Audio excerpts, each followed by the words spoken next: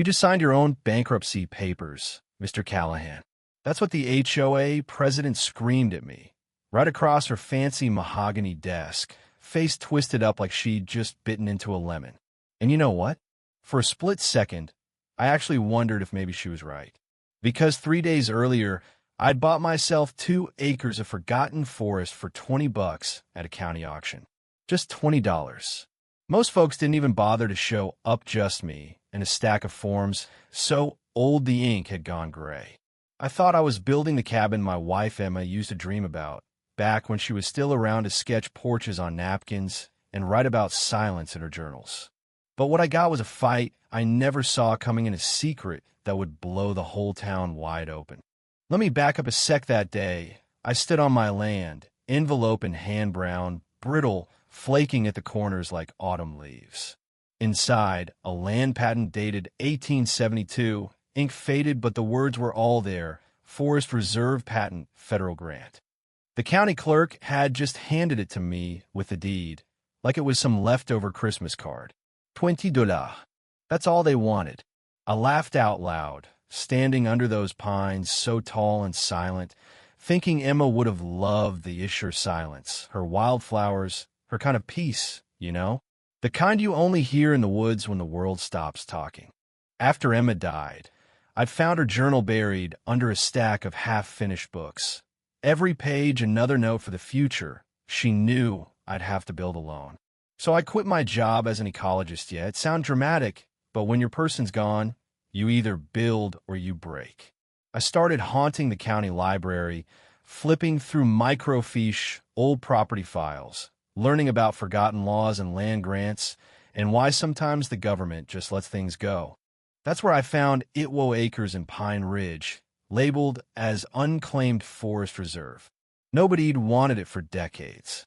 The county tried auctioning it off 3 times, never got a single bid. Guess I should have asked why, right? After closing, I brought out my old survey gear and started poking around, measuring, taking soil samples out of habit, marking boundaries.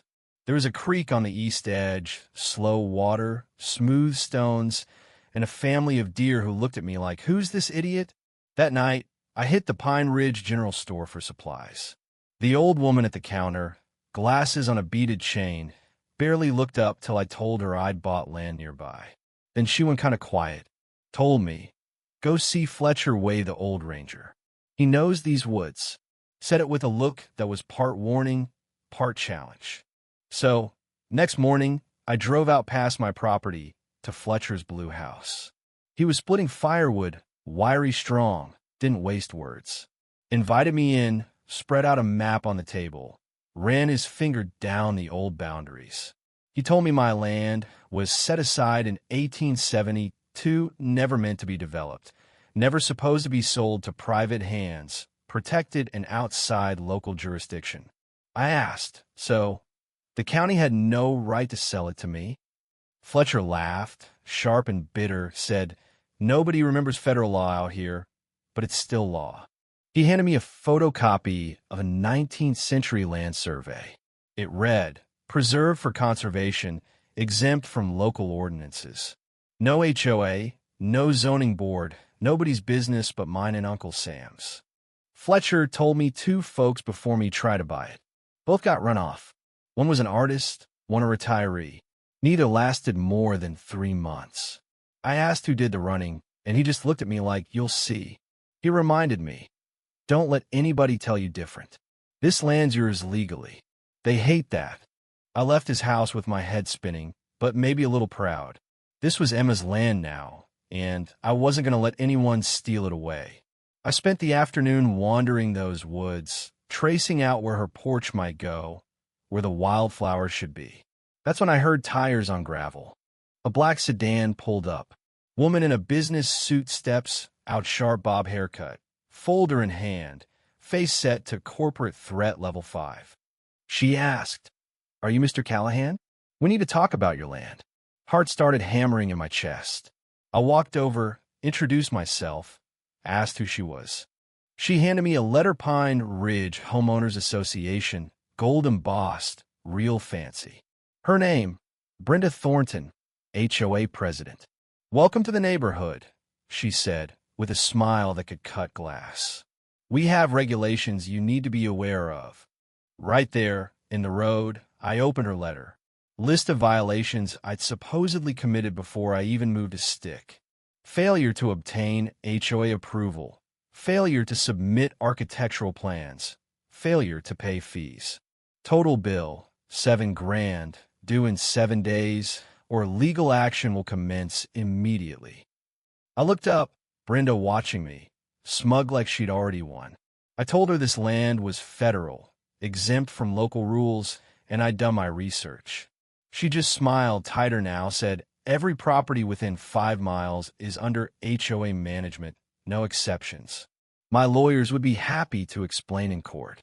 I asked for proof. Her face went cold. Previous owners thought they were special, too. Now they're gone. I'm giving you a chance to do this the easy way. She dropped the business card in my hand. 7 days. She left me standing there, letter crumpled in my fist, not scared, just mad. It wasn't about rules. It was about power, about making me leave. That night, sitting in my truck under cabin lights, I read her letter over and over, looking for any crack. Tiny print at the bottom: Thornton and Associates Real Estate. Same name. I pulled out my phone and dug around. Turns out Brenda's company had bought up 8 properties in Pine Ridge over the past 3 years, all cheap, all after folks suddenly decided to leave. I mapped them. My land sat right in the middle, a missing puzzle piece. Next day, I went to the county records office. Yep, Brenda had tried to buy my land before me. Then came a summons from the county photos showing supposed violations on my property, things I'd never built. Every move was meant to break me. That night, digging through statutes, I realized I had the law on my side. Federal statutes that trumped everything Brenda could throw. And that's when the fun started. I posted an innocent message in the neighborhood group just looking for contractor recommendations. Within an hour, 30 comments. Why didn't you go through channels? Is your purchase even legal? Photos of my truck with captions about suspicious activity. Brenda herself, cool as ever, commented that Mr. Callahan was in violation and residents should be cautious. I was an outsider enemy number 1.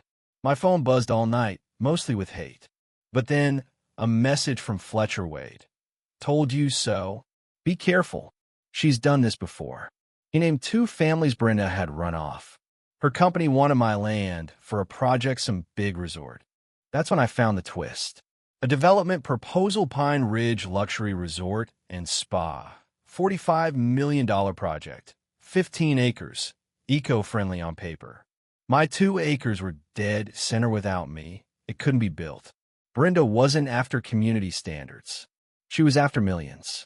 That night, I copied every file, backed up every document, sent it all to a friend, Morgan, a lawyer I knew from my old agency days. She agreed to help, even if her firm would fire her for it. We worked late, combing through statutes, zoning maps, every last bit of law. Turns out my land patent was bulletproof federal property, exempt from HOA, county, anybody. The law was clear, but the fight was real. Brenda's pressure got meaner. The county called me in, Zaid. I'd built illegal structures, cut trees, damaged protected land. They showed me photos, fake, staged, taken when I was in town. I offered proof, security logs, receipts, alibis. They shrugged. "Burden's on you, son." I walked out of there shaking with rage. That's when Morgan found the key. The county's photos had metadata. GPS coordinates showed they weren't even from my land. One was 2 miles away, one near a different construction site, one in uninhabited woods. Some even time-stamped when I was at the library. We knew what this was, a setup. Morgan said, "This isn't just harassment. This is federal crime, territory wire fraud, conspiracy, deprivation of civil rights. The FBI cares about that." She gave me a number, told me to be careful. Meanwhile, the online mob sharpened their pitchforks. Someone made a video, "Local land grabber threatens Pine Ridge." From minutes of out-of-context clips, fake photos, Brenda giving a speech about community values. My phone blew up: threats, insults, Folks who never met me saying I was everything wrong with America.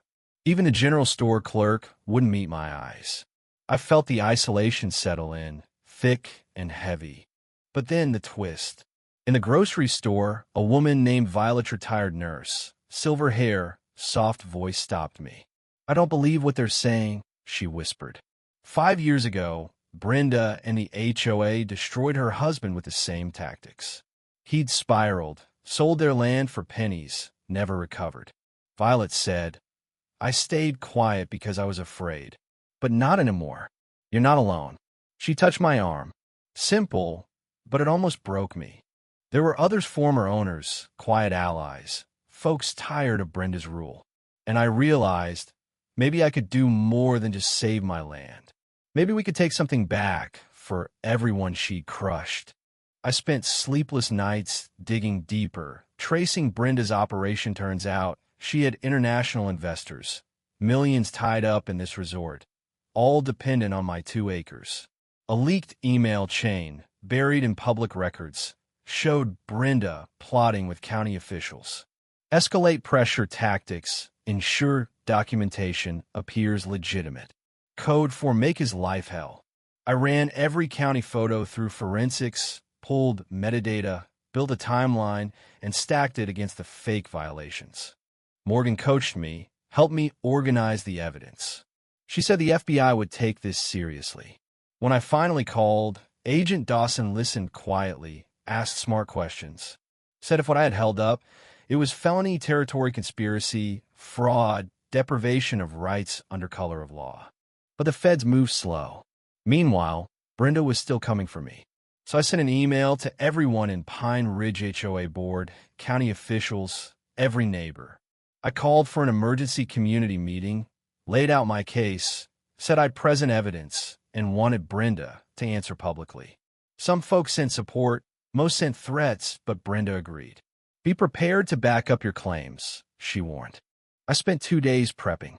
PowerPoint, documents, witnesses, a retired nurse, Fletcher, other former landowners, all willing to testify. I'd never been so nervous in my life.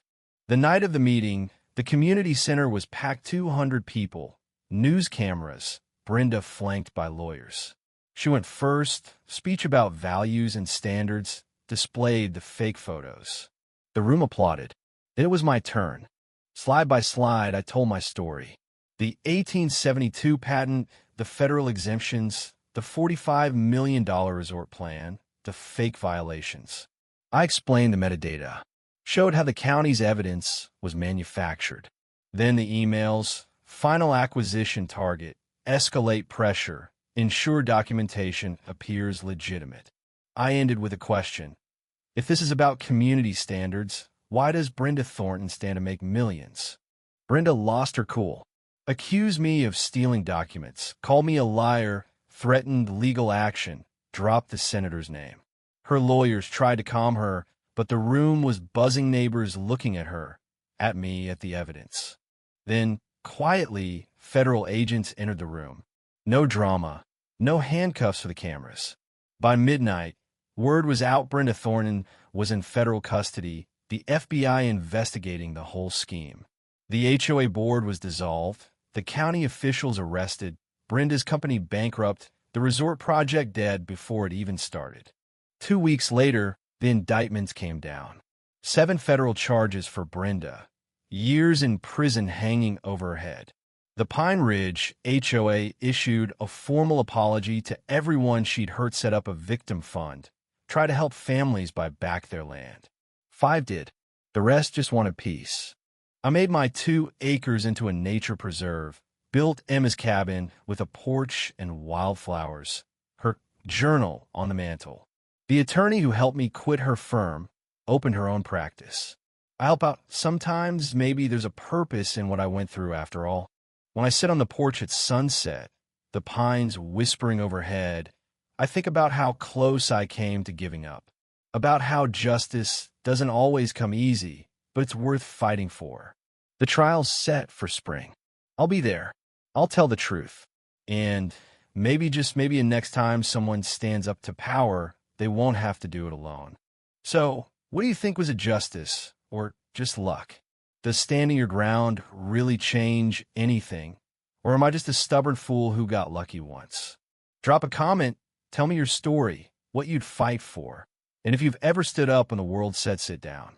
Because at the end of the day, all we've really got is each other and the courage to do what's right no matter how hard it gets.